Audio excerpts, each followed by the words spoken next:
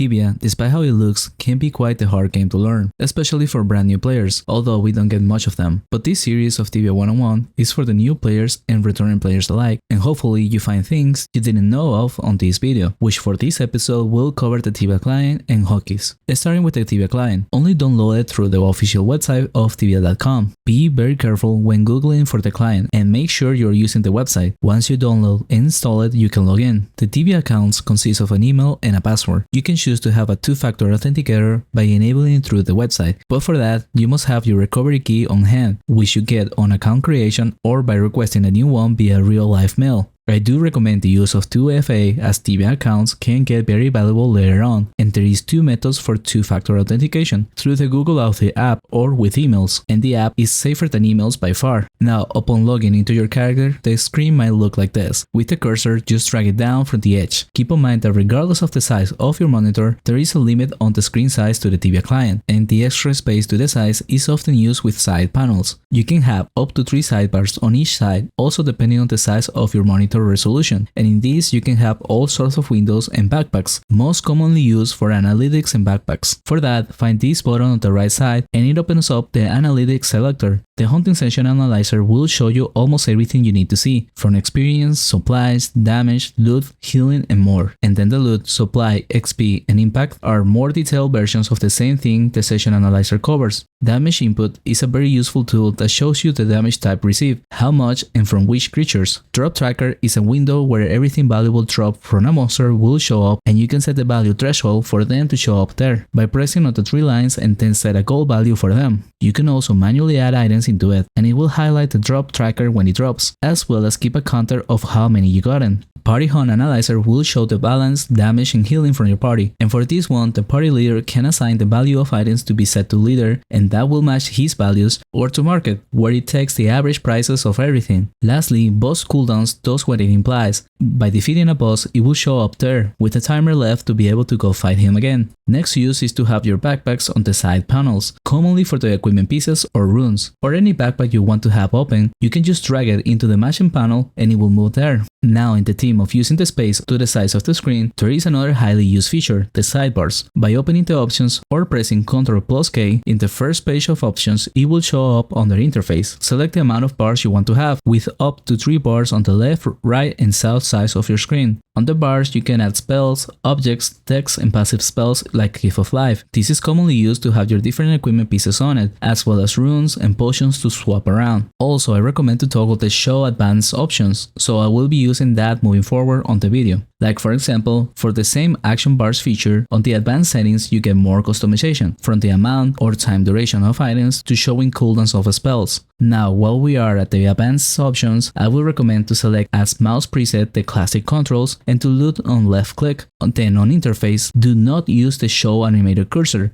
This has for whatever reason proven to lower FPS and lag the client too much. As for the other options here, they are for more personal preference. For example, I use the big cursor because otherwise I honestly lose the cursor on the screen sometimes. The colorized loot value is to highlight the rarity of items. These include the ones dropped from monsters, but also the ones you carry in the backpack. You can choose to have nothing, corners, or frames. Expired time in inventory means the amount of charges something has when equipped. In containers is for when they are inside your backpack, and then unused items is for brand new items. For the HUD settings, it's very common to see people go with show arcs to see their mana and HP. These can be customized further on size and transparency. I personally don't like it as a knight, but when playing mages, I find it useful for the magic shield visual. The customizable status bars is also a feature you can add to the screen if toggled. If it doesn't show up immediately, just relog into the character, right-click into it to have more customization, like moving it to the sides. Moving on to the game window, textual effects covers creatures getting hit or given XP and all that sort of numbers.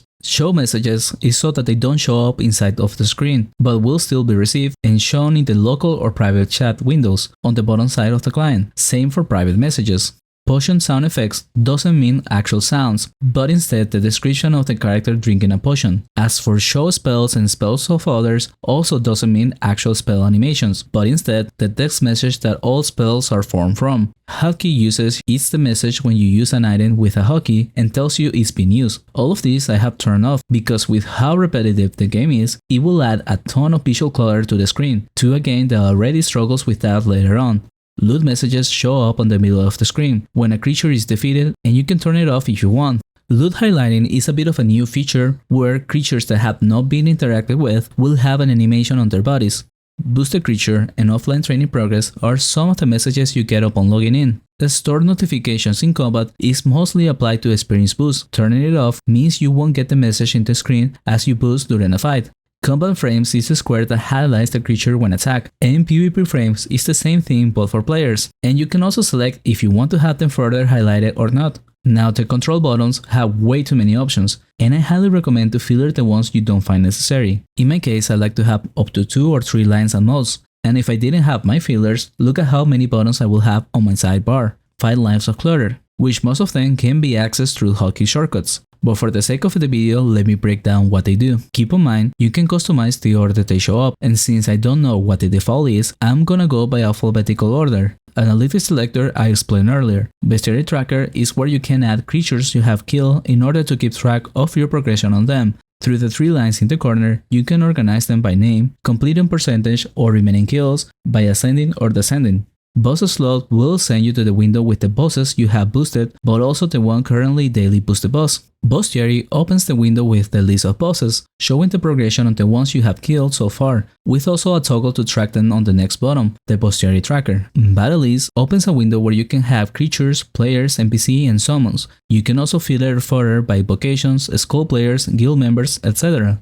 as well as the order from distance, current HP name, or how long they have been near you. You can also have separate battle windows with different settings. All of this is mostly PvP oriented and is useful in those cases. Cyclopedia is one of the most useful tools there is. Not only includes most of the previous options, but also a bigger version of the map, the full bestiary, charms, and houses, where you can also bid on them without going through the website. Also the character tab, which gives you the more detailed information into your character. Some of the best parts from this is the combat stats. There you can get full information on your defenses, great way to know when you are overstacking a particular element. And the second thing I find the most useful is the item summary. That will show every item of your character, where you can include inventory, depots, stash, and mail. So when you are not sure if you have an item on you or left it at the depot, you can use the filters and find where it is, or if you don't have it. Next up is the compendium. This is an underrated feature that most people don't know of, but it is also a bit useless if you are up to date. Here you can find some detailed explanation on everything about Tibia, from updates, features, and useful information. Basically what I'm trying to do with this video, but in text form. Next up is the Exaltation Forge, which I personally use to check how many dust I have to exchange them for slivers. Everything else you must be at the actual forge to use, so it's only for reference. Next up is the high scores, same as the Tibia website, but inside the client and a bit more useful because it automatically opens on your own server. The imbuement tracker window will show the items you have equipped if they can be imbued, regardless if they currently are. With the help icon, you can hover over the client to get information on things. Next up is the prey window, which is useful to have open to track the time left on your preys. Open prey dialog is pretty useless as you can get to it by clicking on the prey window from before.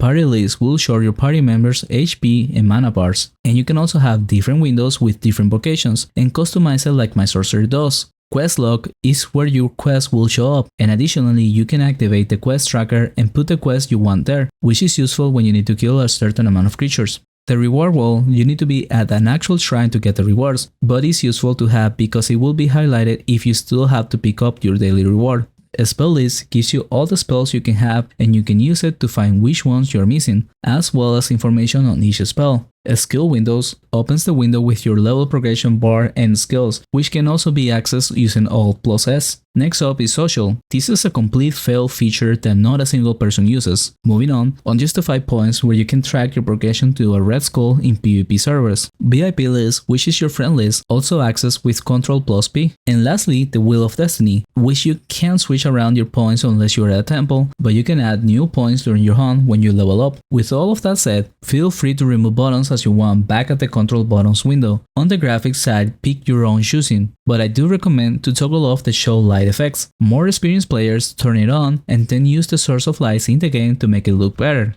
but it's not the way to go for everyone. Sounds is also dependent on your taste. I personally have all turned off. Lastly, on miscellaneous, I recommend to enable auto screenshots, but definitely filter some of the screenshots options off. And then on the help tab, it's useful to export your map or configurations every now and then to have backups in case you lose them or format your computer. With that said, now I backtrack to the hotkeys. This offers a lot of customization, but I personally keep most of it on default hotkeys. But before I go further into this, keep in mind that there is two different settings for hotkeys. By default, it will open for arrow key players. If you want to move with WASD, then you must toggle the chat on and off by the bottom side of the client or by adding a hotkey to it. And if you choose to do that, then it's recommended to have some hotkeys that overlap on both configurations, as sometimes you might forget to toggle the chat and could die by not having hotkeys on the other configuration. Now, besides that, the others I would recommend to add a hotkey to is take a screenshot, because if you try to do it with the print screen, it will show up black. If you add a hotkey and use that instead, it will take the screenshot and leave it at the folder, and also attack next target. Be aware that for that to work, you need to filter your battle list, as the target selected comes from that. So remove everything but monsters from your battle list, and it's not necessary to have the window open after that. Just set the hotkeys that fit your needs. But I do recommend to also use the action bars, because in the bars, you are able to move spells or objects around on the same hotkey. For example, I keep most of my necklaces next to each other, because then I can switch based on the spawn, but keeping the same hotkey. Same for runes and so on.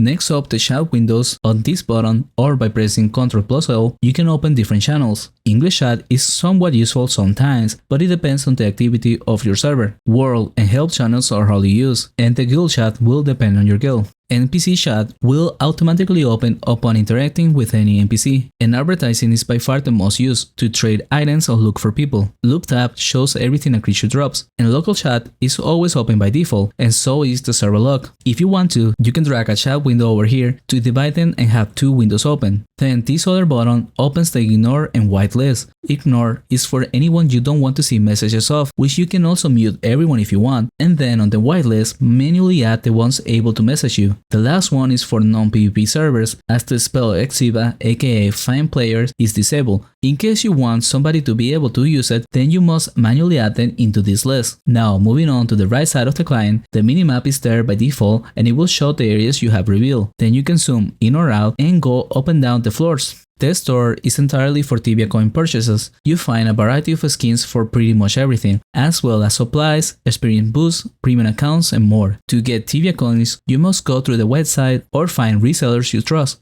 You can also send TCs with this button in multiples of 25 only, but be aware that your own Tibia coins are on your entire account, so it's not necessary to send yourself coins to a character in a different world if both are on the same account. And this other button is to put your character for sale on the character bazaar. More on that in a future video. Now for the buttons near your equipment, these are attack modes: full attack, balance, or full defense. For the most part, if you're a paladin or knight, almost always use full attack, and for mages, always be on full defense. And these ones are in case you want to follow a creature. I don't recommend to use this. It's much better to do this manually because it doesn't work well with the game. The E stands for expert PvP settings. This is for experienced players. I don't recommend touching this if you are new, but basically it filters what type of interactions you can do, such as to only defend yourself or the party, to attack anyone's skull, or to skull yourself on any attack. Do not ever have the PvP feast active unless you know what you're doing, and even if you know how to PvP, most of the times you will be using the expert buttons. And that's all I got for this video, which took far longer than I expected, so please leave a like if you're still here. If you found it helpful, consider subscribing or donating Tibia coins to Good Donation. Thank you for watching, and special thanks to Tuna Hero, Night Star, and Torta Slasher.